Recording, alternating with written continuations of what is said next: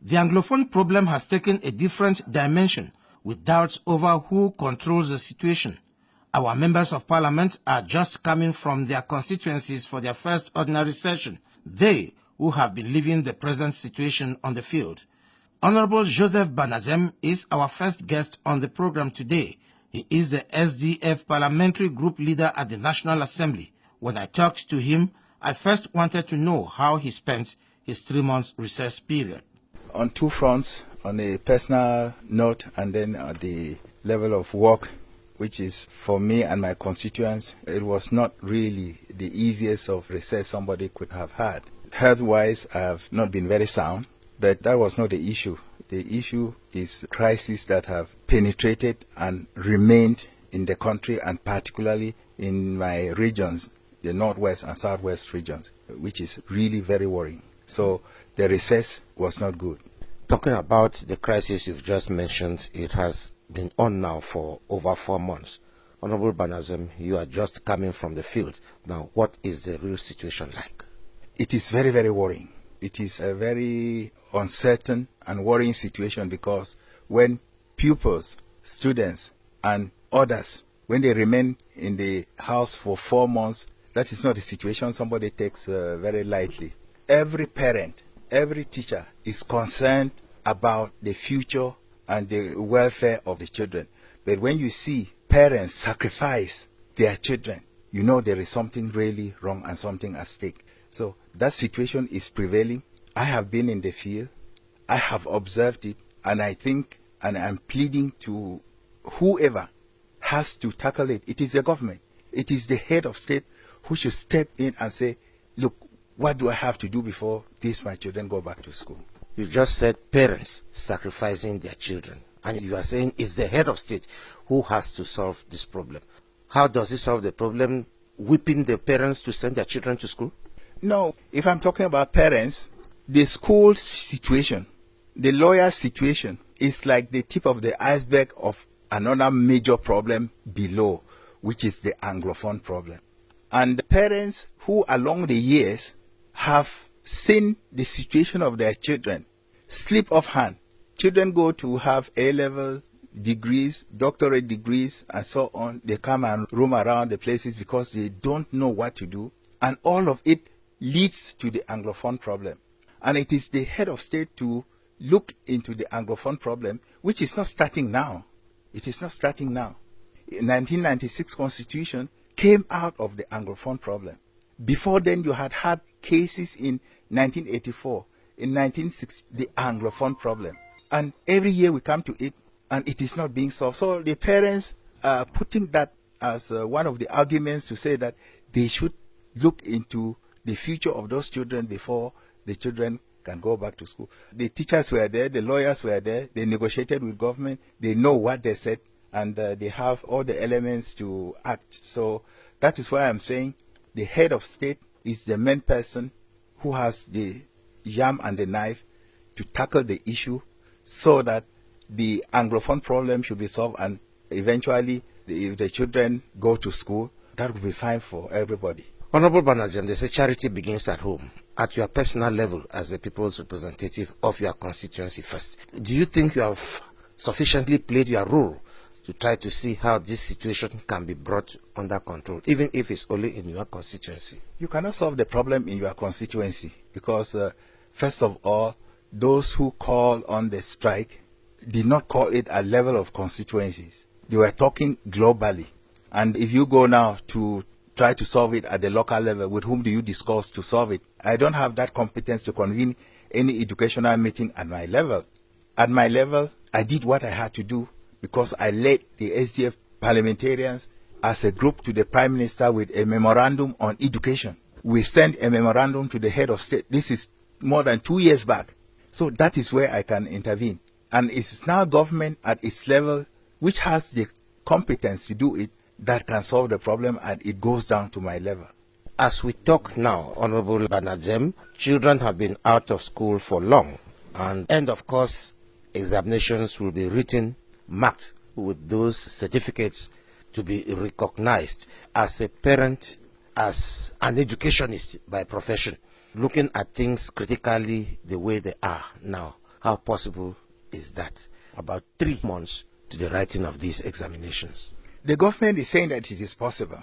Me, as an educationist and a politician, I look at it as an impossibility, except the school year is extended. The Prime Minister was out last week on it and gives guarantees for that. He assumes responsibility for that because he knows what is happening.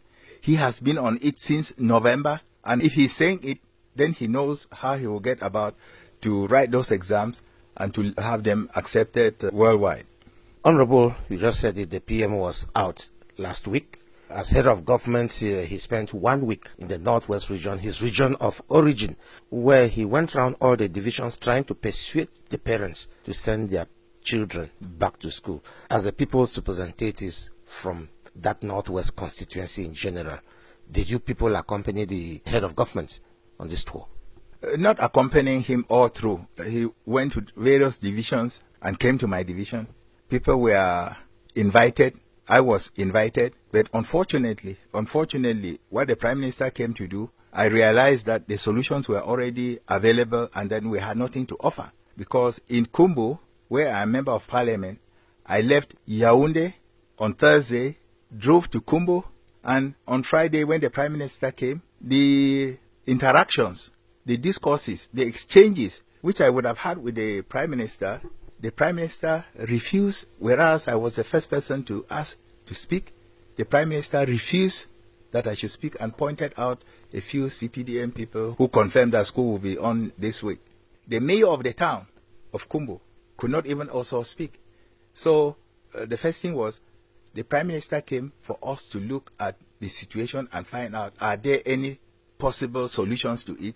Even if the solutions are hard, even if the expressions are hard, we are seeking a solution to having our children go back to school.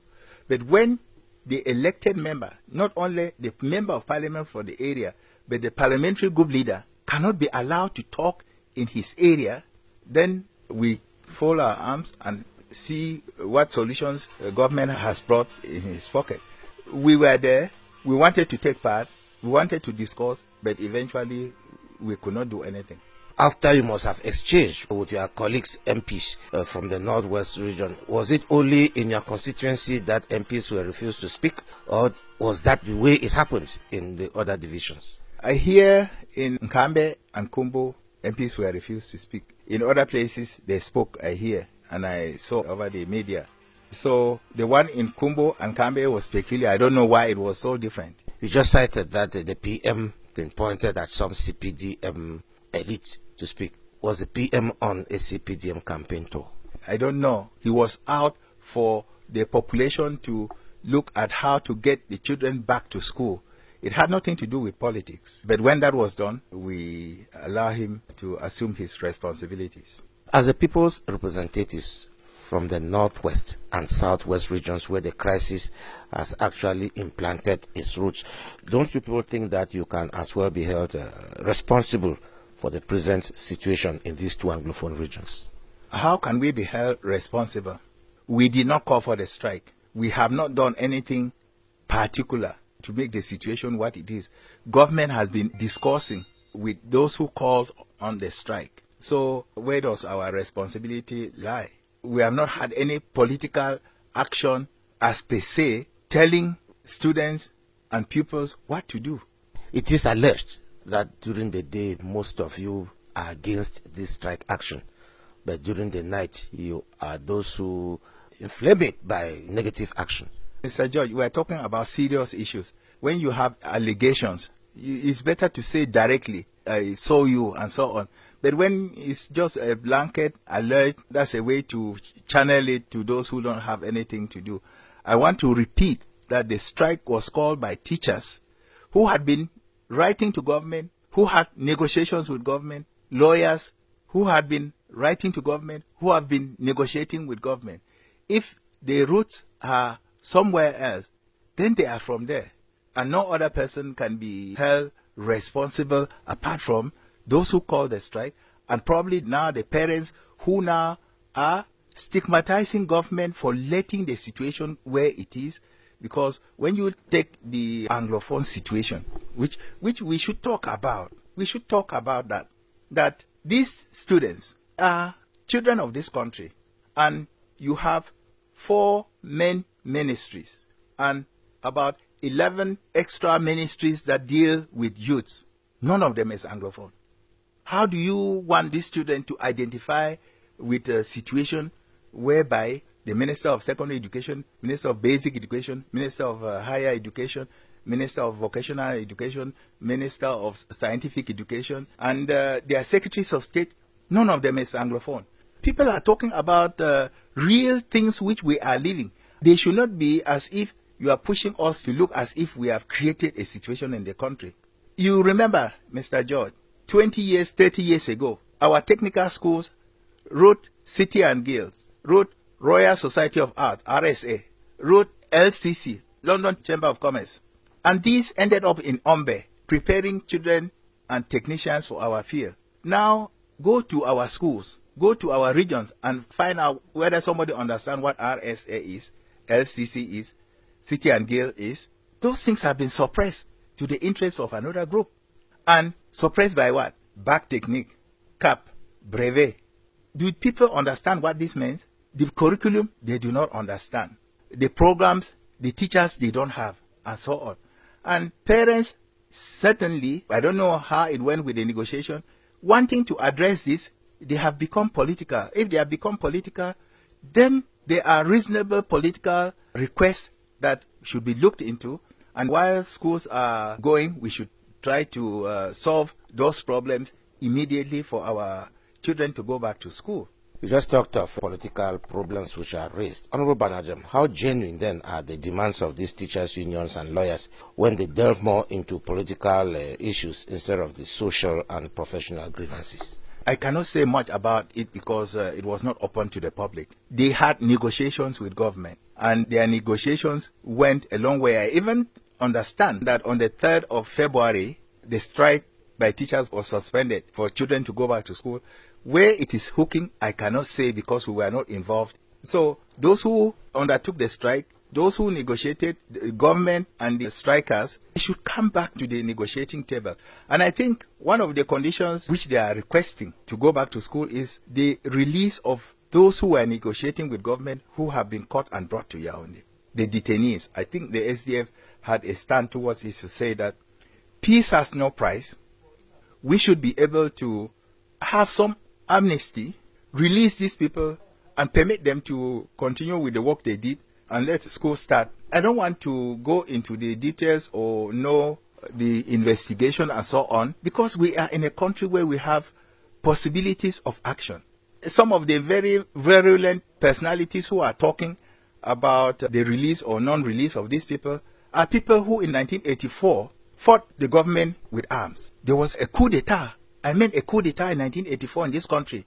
Most of those people are either in assemblies or in government or in other institutions, the army. And Cameroon is going ahead. Whereas people were killed at that moment. Now that some other people got hooked up and have been arrested, and they were talking about lawyers, teachers, we cannot forgive them. Whereas we forgot people who took arms against the state, we cannot forgive these other people for the country to continue. That's why I said earlier that the head of state has the yam and the knife to permit our children to go back to school. Honorable Banadzem, as a people's representative, what can you personally propose as a way out, apart from the president doing what he is supposed to do as the father of the nation? I am a member of a political party. In our last NEC, we took a stand calling for the release of the people who were caught in the northwest and southwest and brought to Yaoundé. That gives again that impression of Anglophone marginalization, whereby people are caught, taken to a place where they don't have any persons to take care of them. They don't know the language and so on. The people are here. Let them be released and taken back to their areas. Let the instrument of development, the internet, which has been suspended in the northwest, let it be reinstated. Let government engage in dialogue with those who already had that dialogue with them. And these are the 3 minimum conditions that the SDF has given and is imploring all the parties to make sure that they should meet up with the expectations of the people. You just talked of Anglophone marginalization. Commission members for the promotion of bilingualism and multiculturalism were appointed by presidential decrees during the week. Honorable Banadzem, so the beginning of the solution to some of the problems raised by Anglophones, what is your appreciation of that? Really, I'm at a loss because some of the members in that commission, they can do a good job. The others, to me, they are members of the team, of the same team that's coming up. It is a consultative board. They are going to do whatever work they are going to do. They will submit it to their master, who decide on what to do. The length of time of commission in this country, you know what it means. I want to say that the commission does not supersede the constitution. The 1996 constitution came out of the Anglophone agitation. AAC1 in Boya, AAC2 in Bamenda, out of which the SCNC came out, and it was meant to solve the Anglophone problem. Since then, 21 years after, we are still talking of the Anglophone problem, and the 1996 constitution is not even 1/20th implemented. So is it not another lure to make people sleep that they will solve the Anglophone problem? It is to me. I think the SDF, from its inception, had proposed federalism as the way out to run this country in a proper way. And it is surprising to me that something we lived from 1961, September 1961 to 1972, had no problem with it. It was even more patriotic at the time. That the minister says that somebody mentioned federalism, will be jailed, will be called book for terrorism. I think we should use the force of argument, not the argument of force, which these people arrogantly are luring Cameroonians to. So this commission, if it can solve the problem for our children to go to school, I applaud them and I will ask them to solve it immediately so that our children go back to school. Honorable Joseph Banadzem on Cameroon Calling.